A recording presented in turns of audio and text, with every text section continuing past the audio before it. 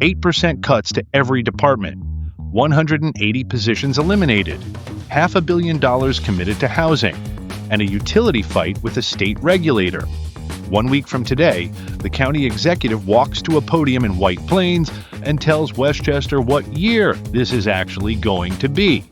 This is the Westchester Brief. I'm Jim. Let's get into it. Wednesday, May 6th, 6:30 in the evening. The Michaelian Office Building, Board of Legislators Chambers. County Executive Ken Jenkins delivers his 2026 State of the County address. Doors open at 6, and for the next 12 months, whatever he says in that room becomes the frame against which every county decision is measured. Here is what Jenkins is walking into.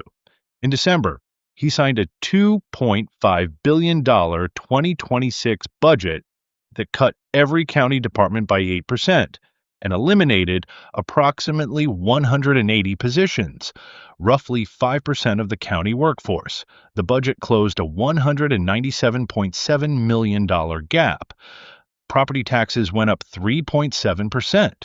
The Board of Legislators approved it 13-4. Every line item Jenkins protected: child care, eviction prevention, domestic violence support, mental health, first responder funding. He protected on purpose. Everything else took the cut. Why this matters for the place you live. A State of the County address is not ceremonial in a year like this. It is a signal. Jenkins has 4 pre-built narrative tracks, and the speech will lean on all of them. First, federal fiscal pressure. Jenkins has been explicit that the cuts the county absorbed trace back to federal decisions. Expect him to frame the county's posture as a response to Washington, not to local mismanagement. That framing is politically consequential. Second, housing. The Housing Implementation Fund and the New Homes Land Acquisition Program together represent nearly $500 million in committed investment, with $25 million added to each this cycle and annual funding planned through 2030. Westchester Crossing broke ground in Port Chester last week. The District Galleria site plan review is active. Expect housing to be a pillar of the speech. Third, the Con Edison rate fight. Jenkins filed a joint brief with the Board of Legislators opposing Con Edison's rate increases through 2028.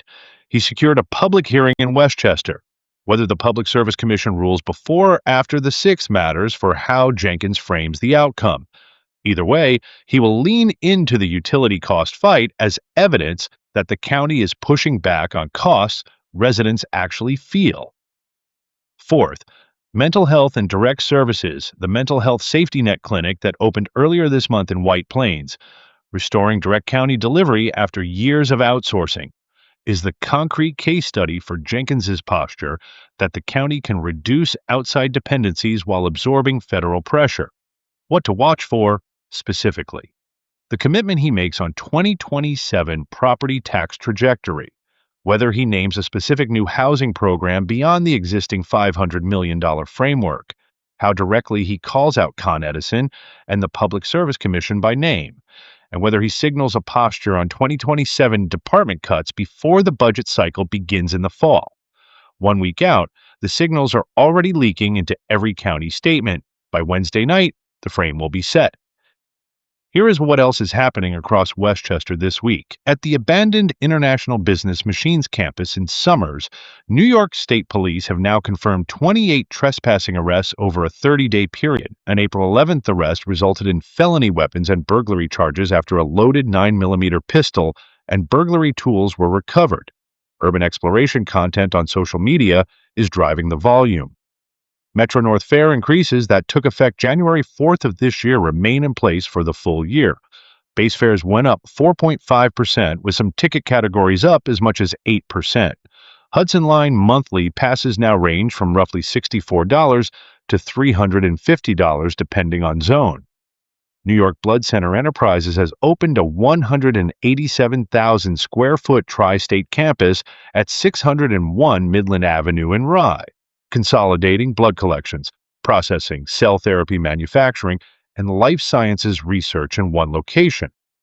And Westchester Medical Center Health and Hudson Valley Care Coalition are projecting 80,000 Medicaid member social needs screenings this year, covering food, housing, and transportation barriers across the region,